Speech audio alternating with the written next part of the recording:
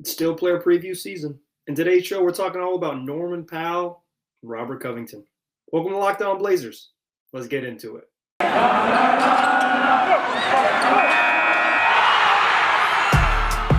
You are Locked On Trailblazers, your daily Portland Trailblazers podcast. Part of the Locked On Podcast Network. Your team every day. What up, world? It's your past first point guard and Blazers beat writer Mike Richmond. Let's do another episode of Locked On Blazers, part of the Locked On Podcast Network. Available wherever you get podcasts. Today is our latest edition of the Locked On Blazers countdown to tip-off. We're looking at every player on the roster and giving you a brief but thorough look at what they'll bring to the Trailblazers this season. We're going to look at how they performed last season, when applicable, how they wound up on the Trailblazers. We'll explore the best and worst case scenarios for the upcoming year, and then we'll finish the episode with a discussion of expectations and likely role on this season's squad. This is our sixth installment of the Locked On Blazers countdown to tip-off. So if you've missed any of other player previews, player capsules, check your feed. We've got 5 other ones there waiting for you. Today, we're talking all things Nolan Powell and Robert Covington. So let's start with a look at what they both did last season. Let's start with Rocco. Big Bob Covington averaged 8.5 points, 6.7 rebounds, 1.7 assists, and 1.4 steals in 32 minutes last season across 70 games, all starts. He shot 40.1% from the floor, 37.9% from three, and 80.6% from the free throw line. The Blazers acquired Covington in the previous offseason, last summer, or winter, as it were. They acquired Covington in exchange for Trevor Ariza and a couple first-round picks, and Rocco stepped in and was immediately a hyper-useful starting power forward. He was a legit floor spacer, setting a career-high in three-point shooting at nearly 38% a game, and he was one of the league's best help defenders. He finished second in the league in deflections per game, behind only Fred VanVleet of the Toronto Raptors, and he was first in total deflections, just in terms of total quantity. Nobody deflected more passes than Robert Covington. Dude has great hands, great instincts, and he was in the lane all the time. He was an elite role player, and elite just like he does what he does so well. He had twice as many games with 3+ steals, 12, as he did with more than 15 points, just 6. Like, guy gets in the passing lanes, and even if he has a really nice scoring night, it's not like consecutive big 25-point scoring explosions. What makes Robert Covington special is that he is a steals maestro, a deflections maestro, and an elite help defender. He's a shooter, a spacer, but what he really is one of the great sort of team defenders in the league. Covington really is great, and his ceiling, though, is just elite complementary part, is what all of this is to say. In the playoffs, he played about as well as you could possibly ask. I mean, he was quietly fantastic in the playoffs. He averaged 9.3 points, 7.8 rebounds, 1.2 steals, 1.2 assists, 1.5 steals. He shot 50% from the floor, 50% from three, and 90% from the free throw line. So he averaged 9 and 8 on 50-50-90 shooting. That for what he is, the Blazers' fifth option on offense, and what he's asked to do on that end, 9 and 8 on 50-50-90 shooting is about as good as you could possibly ask for. He was outstanding, as was the whole sort of collective Blazers starting lineup, but his skill set alone kind of doesn't allow him to push his ceiling much further than it is. Like, Robert Covington is what he is. He's an elite and wonderful role player, but like Robert Covington at his best is still just an elite and wonderful role player. He doesn't. There is no ceiling in which Rocco is a star. What he is an absolute star in his role, and quite frankly, he was exactly that for what the Blazers asked him to do and what he did last season. He was absolutely that. Nolan Powell averaged, with the Portland Trailblazers, averaged 17 points, 3.3 rebounds, 1.9 assists, played 34.4 minutes a night in 27 games, all starts with the Blazers, shot 44.3% from the floor, 36.1% from three, and 88% of the free throw line. Before he came to Portland, he was in the middle of an absolute career year with the Toronto Raptors, the only team he had played for prior to coming over at the trade deadline. He was averaging, with the Raps, he was averaging a career best 19.6 points per game, nearly 20 points per game, 19.6, and shooting 43.9% from three, a career high. Basically a 20-point per game score on 44% shooting from deep. This was Norm, contract year Norm, looking just fantastic. fantastic with a Raptors team that was admittedly scuffling, and he was asked to take on a bigger role, and he stepped right into it and was really good. The Blazers acquired Norm in exchange for Gary Trent Jr. and Rodney Hood, and when Norm came over, he was right away an immediate upgrade. He had 22 in his Blazers debut, admittedly a weird game in which the Blazers didn't have Damian Lillard. It was kind of a strange ask for him to debut, but like it was immediately apparent that he was going to be useful and provide some help on both ends of the floor where they needed it. He was solid as heck. Just 3 of his 27 games where he failed to score double digits. Like he averaged 17 a game, and he was pretty darn consistent in that 17 a game. It's not like he had like 39 and then 4. He was hitting his marks. He did have one weird scoreless night late in the season, but for the most part, if Norm was out there, Norm was doing what he does, which is get buckets. He was pretty clearly an upgrade over Gary Trent Jr. just immediately. If nothing else, just for the variety of his offensive game. Gary Trent Jr. shoots 2 ways. He shoots step backs from threes. He shoots step backs from mid range. Norm just has so much more variety. And Powell did not shoot as nearly as well from 3 with the Blazers as he did with the Raptors. In those 44% from 3 in Toronto, and then just 36%, slightly below league average as a 3-point shooter. In Portland, league average is right around 37%, or was right around 37% last year. But Norm's interest in being a pesky defender and his ability to get to the free throw line were immediate upgrades. He's maybe not as obviously a better defender than Gary Trent Jr. just sort of when you watch it, because Gary Trent Jr. is flying around doing stuff. But Norm's an elite defense not an elite defensive, but he was an upgrade defensively, absolutely, over what Gary Trent Jr. provided. His sort of length and his like just higher IQ on that end made him a better defender, and his variety of offense, like I said, just was a massive upgrade. He got to the free throw line. He could attack the rim. Gary Trent Jr. is not a rim player. Norm was second on the team in free throw attempts per game. Like, just that ability to go and get fouled was something the Blazers desperately needed, and Powell immediately provided that upon his arrival. In the playoffs, Norm was mostly quiet, other than an awesome game 4 in which he scored 29 points. In the other 5 games, he averaged below his season average, 44.6 points per game. 14.6 points per game in the other 5 games of the playoffs. Beyond that game 4, the scorching hot 29-point performance. He was 6 of 22 from deep. He was 4 for 4 in game 4, and then the others in the rest of the series 6 for 22 from deep. He wasn't necessarily bad. Like, I don't want to paint a picture that he was bad in the postseason. He had 18 in a game and 17 in another game. Like, he's solid. He does what he does, but he was only excellent one night, and the team needed probably another great one from him, particularly when CJ McCollum was also struggling. This summer, though, Powell is recommitted to be back with the Portland Trail Blazers. He signed a 5-year, $90 million contract to stay with the Blazers, likely earning that 5th year thanks to the negotiating leverage he had. The Blazers had no options to replace him if he had walked. They weren't going to be a cap space team. They don't have other players in the roster to take the reins of what Norm provided. There was already an opportunity cost in trading away Gary Trent Jr. Norm had the negotiating leverage, and what that leverage meant was, instead of a 4-year deal, probably, instead of 4 for 72, he ended up with 5 for 90, no options on it. So Norm's back. He's part of the core, and he's been pretty good. And Rocco's back, who was the previous sort of big upgrade in the prior offseason, the guy that the team was pretty excited about returning. And both of them are going to be a big part of what this group looks like next season. And that's what I want to talk about in the second segment, is the best and worst case scenarios for these two guys who are back. Rocco in year 2 and Norm in his first full season with the Blazers. So what we'll do is we'll lay out the polarities. What does the best case scenario look like, and what does the worst case scenario look like? And then in the third segment, we'll close the show with sort of expectations, where they're going to land based on those polls we lay out in the second segment. But before we get to the polls, before we get to best case and worst case scenario, let's talk a little bit about Directv. Listen, this probably sounds familiar to you. You've got one device that lets you catch the game live, and another that lets you stream your favorite shows. You're watching sports highlights on your phone, and you've got your neighbors, best friends, little sisters, grandmas, cousins log in for the good stuff. That's a lot of people. You might not have that many directions. You might not have that many steps away, but you got the secret login from someone you kind of know just so you can watch what you want to watch.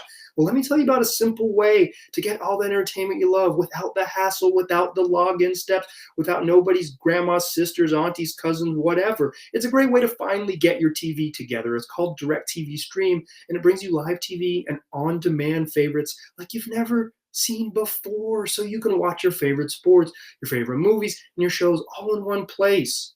You don't have to buy a device ever again. You don't have to juggle remotes. You don't have the hassle. And plus, best part, no annual contract. So get rid of the clutter and the confusion. Get your TV together with Directv Stream. You can learn more at directv.com. That's directv.com. Compatible device required. Content varies by package. Today's show is also brought to you by Sleeper, the fantasy experts that have fixed fantasy basketball. Back in 2018, the good folks at Sleeper were playing fantasy basketball, and they realized it was busted. The whole enterprise was broken. Games were just being won and lost based on whose players had more scheduled games that week. So here's what they did. They developed a brand new way of playing fantasy basketball that they introduced in 2020. It's called Game Pick, and it's only available on Sleeper. In Game Pick, owners pick a single game per week for each starter to count towards their team's total score, ensuring that an even number of games are played between opponents. So the days of losing just because your opponent's players simply had more scheduled games, they're done. That's over with. The days of mindless daily busy work, that's over with too. And the days of giving up halfway through that fantasy basketball season because of the busy work that you just had to do to stick with it, well, that's also over. Because in game picks, you pick one game per week based on player matchups, home and away, opponent's defensive rating, pace of play in the game that you expect, and more. All that adds up to more strategy and less busy work. Look, Sleeper has cracked the fantasy basketball code. So if you play fantasy football, if you prefer building out a weekly strategy versus doing that daily busy work, you're going to love Game Picks. So download the Sleeper app and start a league with your friends today. You will not be disappointed. All right. Let's talk more about Nolan Powell and Robert Covington. We talked about what they did last season with the Blazers in the previous segment. Now I want to talk about best case scenarios. And we need to be clear. We need a caveat. We have had a caveat with all of these things. Like I said, this is our 6th installment of our player capsules, and I want to make sure we hit it in every one in case you haven't listened. If you've missed those, go back and watch them.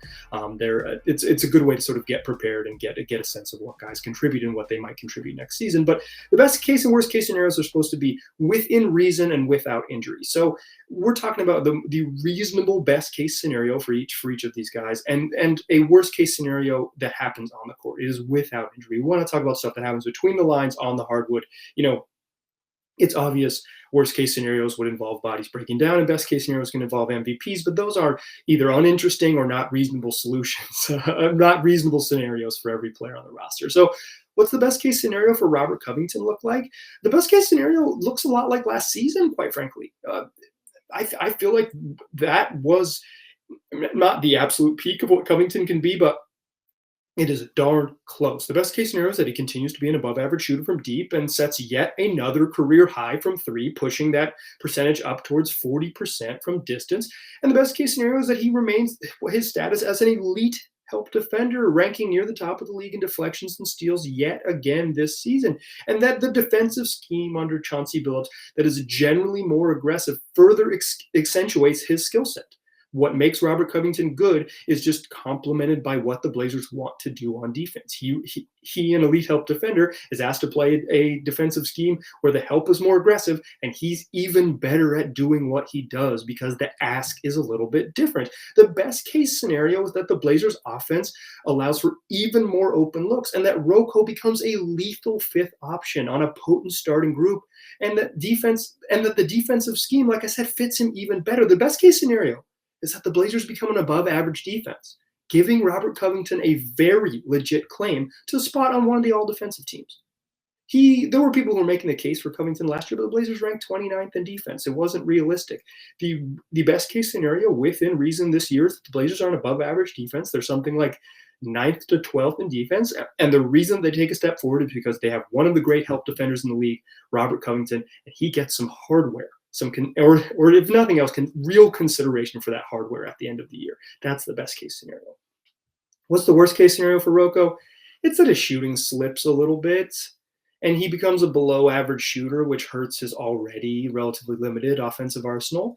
And the worst case scenario is that, like, defensively, it's mostly more about the roster than it is about what Rocco is. But the worst case scenario is that on too many occasions, he's asked to be the Blazers' point of attack defender against the elite wings in the league, which isn't his strong suit. He's got really fast hands and relatively slow feet. He's better at timing on the backside than he is at shutting you down from getting to the rim. And not only does the asking him to be that point of attack defender kind of just like not fit what he does well, it completely neuters what is his actual high level defensive skill. Like you not only say, hey, here's something that you're not very good at, it's saying, we know you're already an excellent help defender, but if we put you at the point of attack defender, you can't be that. The worst case scenario is that Covington, an elite complementary part, and I truly, truly think that about his game, gets his best attributes overshadowed by the Blazers' worst instincts. That's iso ball on offense and lack of high level defenders on defense. So for Norman Powell, what's the best case scenario? It's that the flamethrower that started last season in Toronto arrives in Portland and sticks around for the whole season. He shoots well above 40% from three while still providing that rim threat and earning free throws at a relatively high rate as one of the better guys on the team at both getting to the rim and then earning trips to the free throw line. The best case scenario is that Chauncey Billups, as promised, fully unlocks Norman Powell's offensive game, turning him from mostly sort of a floor spacer into a more well-rounded offensive weapon. We've already seen hints of this as Billups has, gotten Powell sort of more touches when he's on the move, allowing him to catch going towards the rim. And then the Blazers' one preseason game that's happened as of this recording. And just giving Powell more chances to do more of what he does on offense, which is mostly get his own buckets. The guy can really score. Dude is, as my friend Sean Woodley says, a bucket. And the best case scenario is that Chauncey Billups unlocks all of the ways that Norman Powell can be a bucket. The other best case scenario is that Powell is the answer on defense the Blazers want him to be, and that we don't use the word undersized, and instead that is replaced by the word impressive. The worst case scenario for Powell is that he's a shooting guard miscast as a small forward, and he's simply asked to do things that are beyond his skill set. Much like Robert Covington, I think the worst case for Norman Powell is more about the Blazers roster than what he brings. I believe both of these dudes are really solid if you get them in the right role. And the worst case scenario is that the Blazers have them in a role that doesn't maximize what they're best at. That is often the case for many NBA players, but I think it's really specific for options number 4 and 5 on a really good team, who are then asked to carry the load, a good deal of the load on defense. And the worst case scenario for Norman Powell is that his height becomes a talking point in the media and a point of emphasis in the scouting report. The worst case scenario is that he's a slightly below average 3-point shooter, like he was most of or all of last season with the Portland Trail Blazers, and then that sticks around for a full year, which really makes it harder for him to be a potent slasher as teams more regularly dare him to shoot from deep. The worst case scenario is that Powell's contract becomes a talking point, not just a footnote as the price of doing business with a solid NBA wing. In the third segment, I want to come back and talk about role and expectations. But I want to note here, and we'll note it again briefly in the third segment, is that the best and worst case scenarios are meant to be the poles. I think because I'm a big believer in sort of both of these dudes' abilities to contribute, I kind of think they're relatively narrow in sort of best case and worst case scenarios. Like I don't think Norman Powell morphs into an all-star and a 25 point per game scorer, but I do think he can be really darn good. And I think his worst case scenario is not that he's like an unplayable player. It's that he's just like he should be playing 2 guard but he can play 3. And the same with Rocco. He's an elite complementary part. And the worst case scenario for him is that what makes him special doesn't fit the ask, and the Blazers say, hey, we need you to just be something you're not. He's not Tony Allen. That's not what he is. He's not Dennis Rodman. That's not what he is. He's really good at what he does. And both of these guys, if the ask is fair, I think they sort of bend towards their best case scenarios. So let's talk a little bit about what that looks like, my expectations for both of these gentlemen in the third segment to close out the show. But before we get there, I want to tell you all about Built Bar, the best tasting protein bar that there is. And one that's got some fun flavors. You go to built.com right now.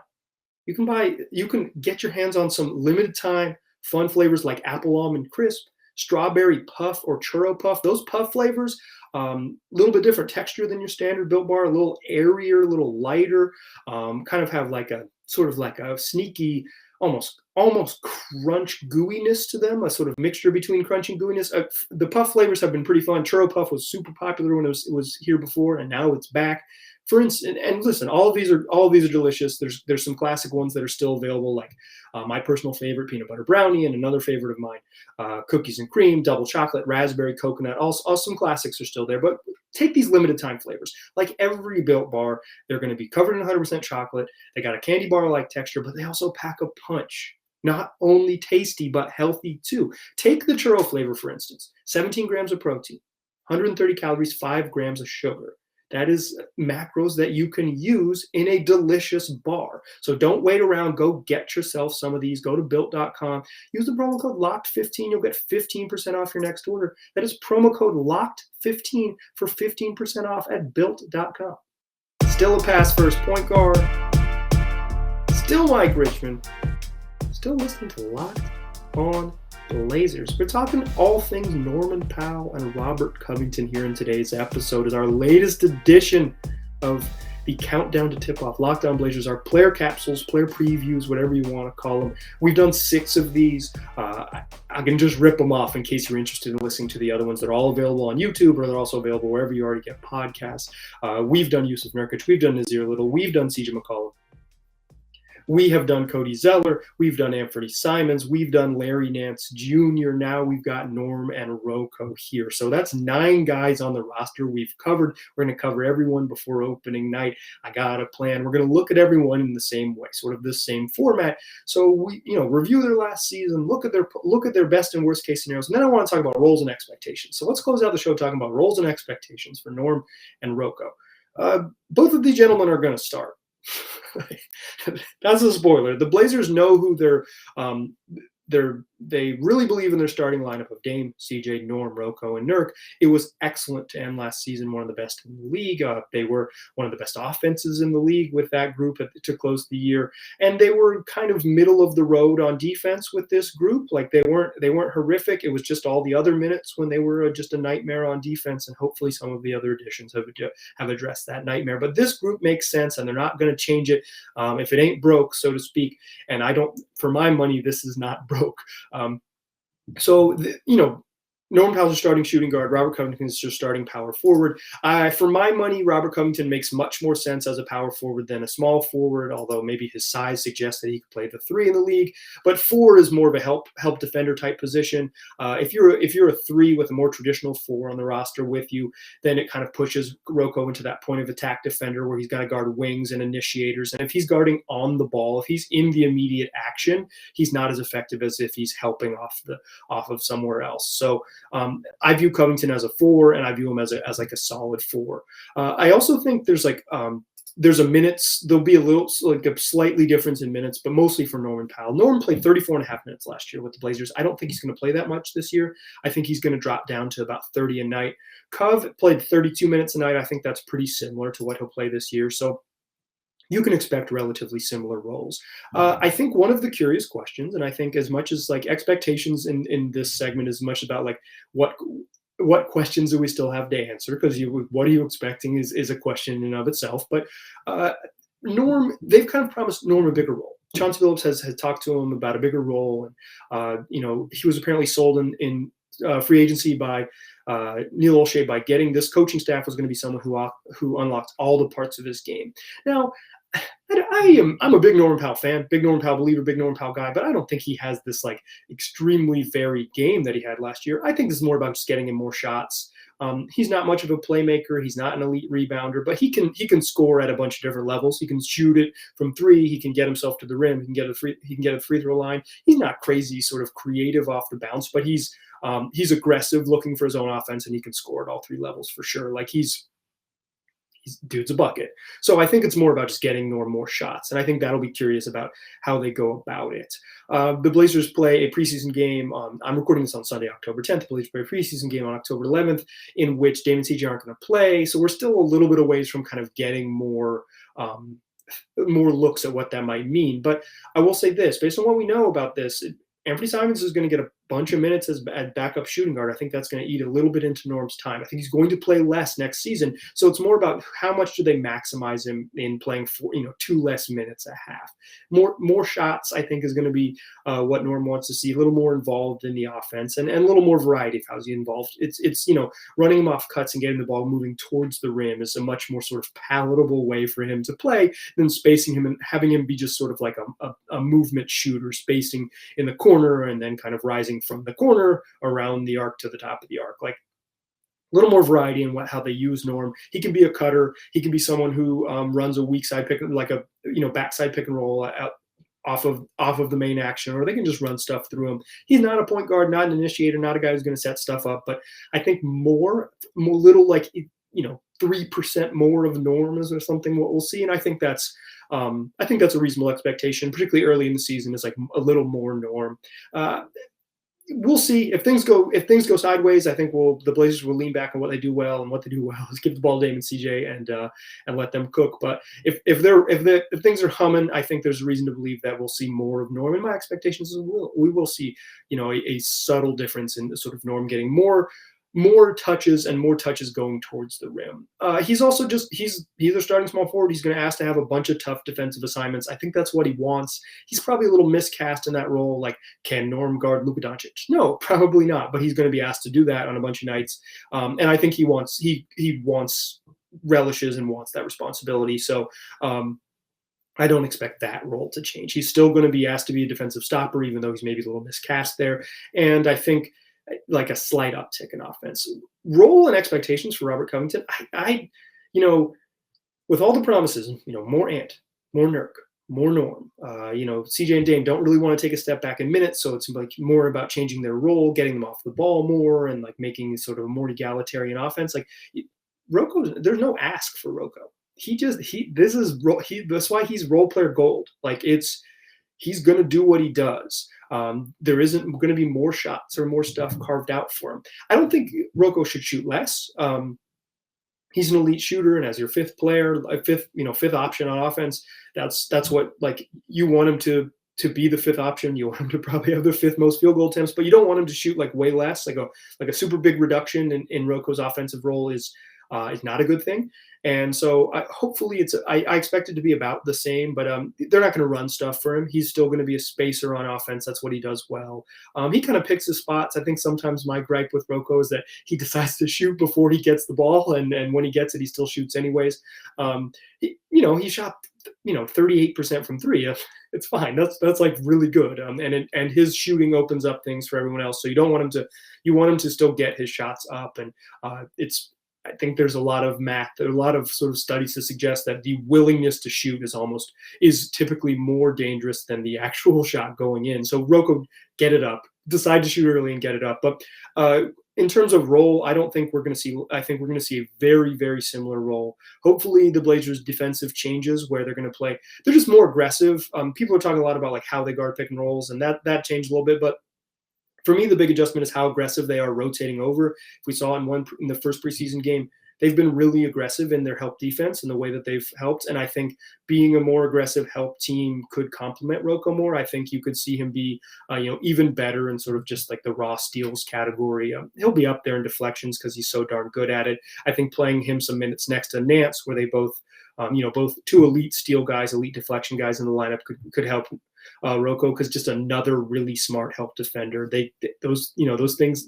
There is no the market doesn't get saturated on guys who are really like high defensive IQ guys. You could always have more of them. So I expect a really similar role from Rocco, as much as anyone else on the team. Like as much as Dame and CJ might have to make minor adjustments, and there's whole talk about Norm and Nurk and Simons making like. Rocco, I think we know what to expect, and I think the best part about his game is that he's sort of just reliably a high-level complementary part. Not capable of being anything more than that, but being a high-level complementary part is it is very, very useful. Really good teams need really good complementary players. If the Blazers fancy themselves a really good team, they're going to need a guy like Rocco. Every good team could use a Robert Covington, and the Blazers will be happy to have him. Quite frankly, these are two of my favorite players in the roster. I really like watching Norm. I really love Rocco at his best. These are as fun of dudes as are on the roster. There's no disrespect to Dame and CJ or anything like that, but if you're just talking personal preference, your pass first point guard loves chuckers and loves smart defenders. That's maybe two people outside my own skill set and certainly my own moniker, but love both these dudes. Like really, really, really, really excited to watch Norman Rocco this year. Two absolutely fun players on this team. Other than Larry Nance, probably the two dudes I'm most excited to see, like what they look like in this whole Chauncey Billups year one experiment. I'm super excited. Rest of this week, we're gonna have one more player preview. I'm hoping to lock down an interview this week. Like I said, if you're new to the podcast, welcome. We do 5 of these a week, free, and wherever you get podcasts, and also available on YouTube. We are pushing up, as hopefully by the time you listen to this, we'll be at 500 subscribers on YouTube. We are going for 1,000 by Halloween. So if you have considered or this is the first time you're listening and you just found out we're on YouTube, go subscribe, search for Locked On Blazers, subscribe to the show. We'd love to have you. You can see my face. You can see inside my little podcast studio. I've got a fun little setup. So if you haven't watched any YouTube videos, haven't subscribed, go ahead and do that. But this is a daily podcast. We do this every week or every day of the week, Monday through Friday. So we got shows coming the rest of the week. We're going to do mailbag later this week. The Blazers play a game on Monday night, so we're going to push mailbag back. I'm going to record it on Tuesday, and it'll post in your feed on Wednesday. It might get bumped if depending on when I can get the interview I'm trying to lock down, but we will see what happens. I'm going to do interviews each week for the whole season long. Schedule permitting, of course, but this show is, the show's better with variety, and adding another voice adds variety. I want to make this show as good as it can possibly be. That's my goal with every one of these. So I realize that doing more interviews will make this better. If you have other things you want to see, email me, lockedonblazerspod@gmail.com. Otherwise, just come back for more. We got more player previews. We're going to have a mailbag. We're going to have an interview. We're going to talk about the Blazers playing preseason games. They play Monday, Wednesday, Friday this week. We'll recap those games after they happen. So a lot of fun. The season is 10 days away as I record this. Like it's here. I'm excited. I hope you are too. So subscribe to the podcast on YouTube, and then tell your friends they can get it wherever they already get podcasts in addition to YouTube. Just search Locked On Blazers wherever you're looking for us, and we will be there waiting for you. Appreciate you listening. Talk to you soon.